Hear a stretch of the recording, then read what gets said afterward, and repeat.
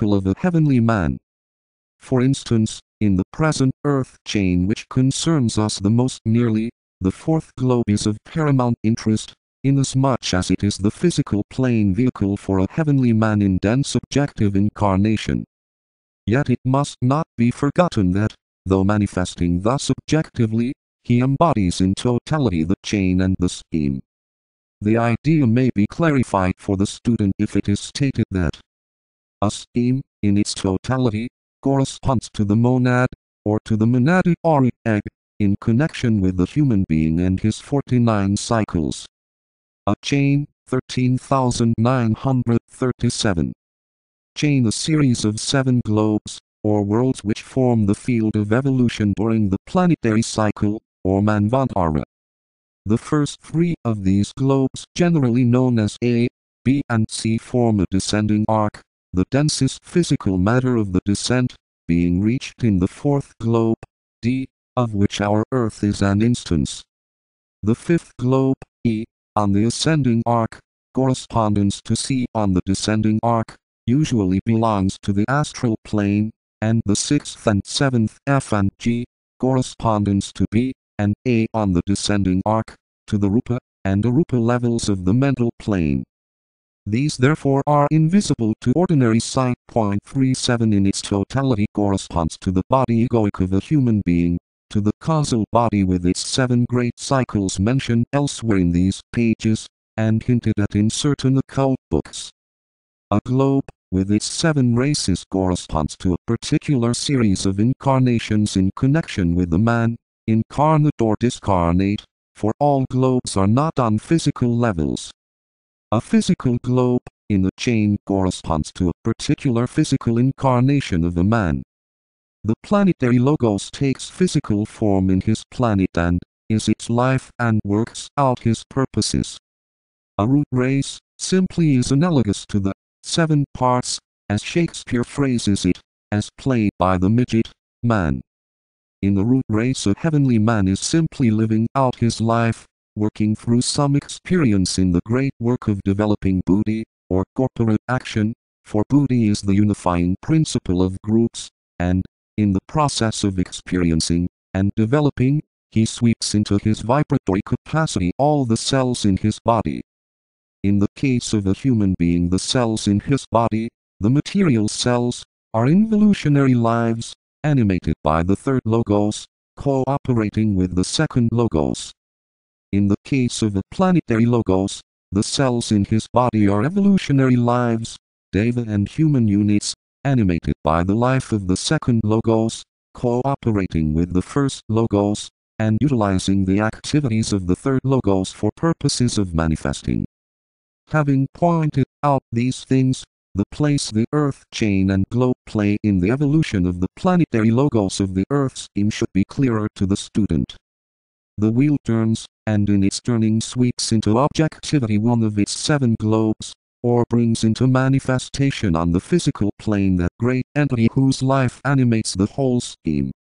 It must be borne in mind that just as man is handicapped by his physical body, and finds himself unable to express through it the entire content of his egoic consciousness, so a heavenly man, when taking to himself a dense physical vehicle in any particular chain, is also handicapped, and is unable to express in perfection on the globe the full beauty of his life or the splendor of his manifesting consciousness. It might here be stated in connection with the planetary logos of our scheme that A. He is in physical incarnation.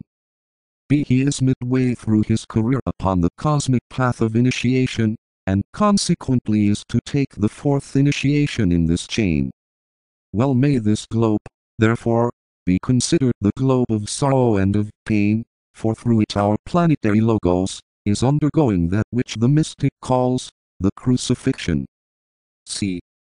The cells in his body, those cells through which he feels, and senses, and experiences, are, in this world period, rent by pain and suffering, for his is the consciousness at the center of the body, and theirs is the capacity to suffer, so that by means of them he may learn the meaning of systemic dispassion, be dissociated from all forms, and material substance, and upon the cross of matter eventually find liberation and the freedom of the spirit. The same equally can be predicated of a solar logos with the following interesting sequence carefully borne in mind. The solar logos has for objective 9 initiations, the third cosmic initiation being his goal. Our planetary logos has for objective 7 initiations, the second cosmic initiation being his goal. Man has for objective 5 initiations, the first cosmic initiation being his goal. Chart VII Earth scheme number 4. If we link this up with that earlier imparted concerning initiation, and the Sun Sirius, we will have a clue to the triple cosmic path. B. The fourth kingdom and the hierarchy of the planet. Certain facts have already been grasped and realized by the average occult student who has been pondering this teaching with care. He is aware that the juncture of spirit, matter and mind, or manas, was effected during the third root race, and that the definitely human family became present upon earth from that date. He knows that this was brought about by the coming, in bodily presence, of certain great entities, and he has learned that these entities came from the Venusian chain, that they achieved the necessary juncture, undertook the government of the planet, founded the occult hierarchy, and that though some remain with the chain, the remainder have returned to their originating source. This in many ways sums up the totality of the present knowledge. Let us briefly enlarge upon it, correct certain erroneous interpretations, and ascertain one or two new facts. We might tabulate these as follows.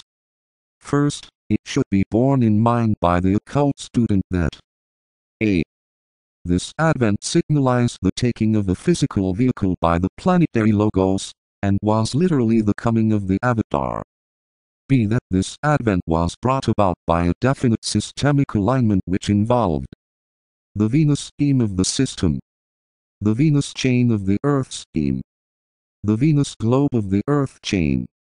See that the planetary logos did not come from the Venus scheme, but from the Venus chain of his own scheme, the Earth scheme. Owing to systemic alignment, logoic kundalini could flow through a certain triangle of which 2 points were Venus and the Earth.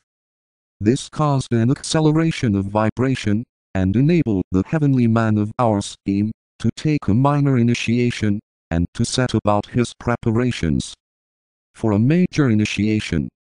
Next, it should also be remembered that in considering this matter we must be careful to view it not only as it affects our own globe, and its present humanity, but from the systemic and cosmic point of view, or from the angle of its importance to a planetary logos, and a solar logos. Hence it is a fact that this event was not only the result of the taking of a minor initiation by our Earth logos, but in the Venus scheme it was signalized by the taking of a major initiation by the Venusian planetary logos on his fifth chain.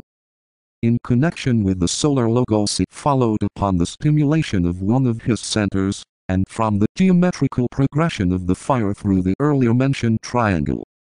It has been stated that 104 chimeras came from Venus to the Earth. Literally the figure is 105, when the synthesizing unit, the Lord of the world himself, is counted as one. There remain still with him the 3 Buddhas of activity. I would call attention to the dual significance of that name, Buddha of activity, bearing out, as it does, the reality of the fact that entities at their stage of evolution are active love, wisdom, and embody in themselves the 2 aspects. The 3 Buddhas of activity have a correspondence to the 3 persons of the Trinity. These entities are divided into 3 groups of 35 each, and in themselves embody the 3 major centers of the planetary logos, those 3 groups which we know as the 3 departments, for it should be emphasized that each department forms a center. A. The head center. The ruling department. B. The heart center. The teaching department. C. The throat center. The Mahakoans department. This center synthesizes the lesser 4, just as the third ray synthesizes the minor 4. These chimeras, or their present substitutes, can also be divided into the 7 groups, which correspond to the 7 rays, and are in themselves the life of the center for which they stand.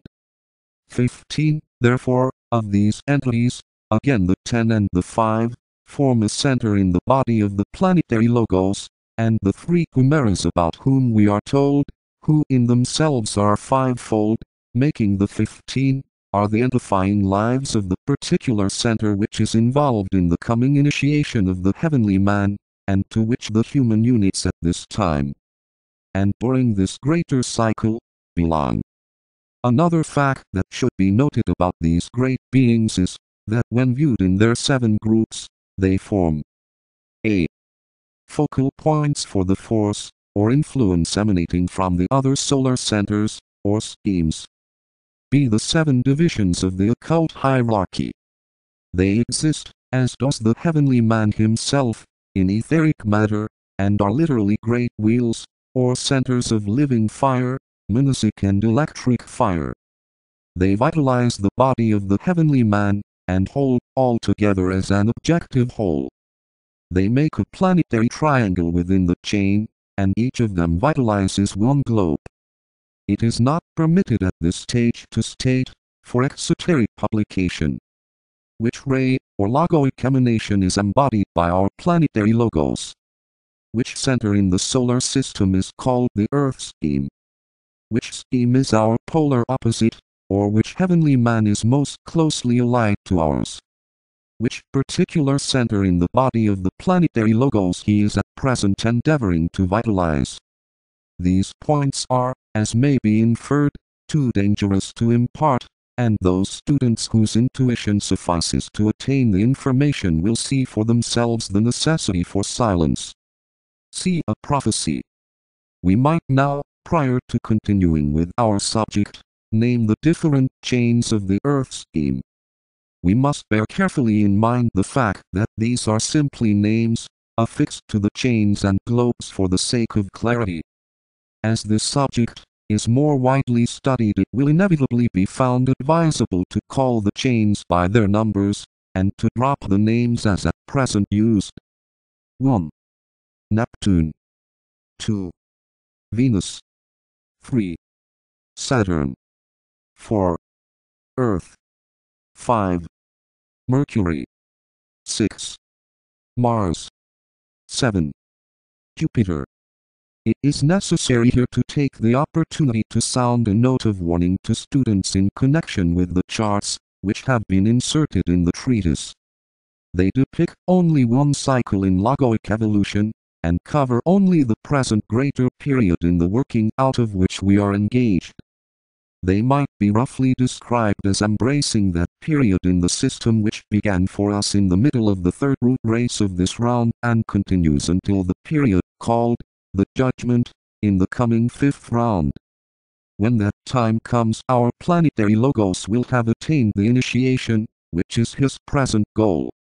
The 5th round of the Venusian scheme will be closing, and the Venus scheme will begin to pass into obscuration, preparatory to transferring her life to the synthesizing planet with which she is connected. Mercury will be reaching the apotheosis of achievement, and with Mars and the Earth, will form a systemic triangle. We are speaking here of schemes and not of chains. We must recognize another triangle within the Earth scheme,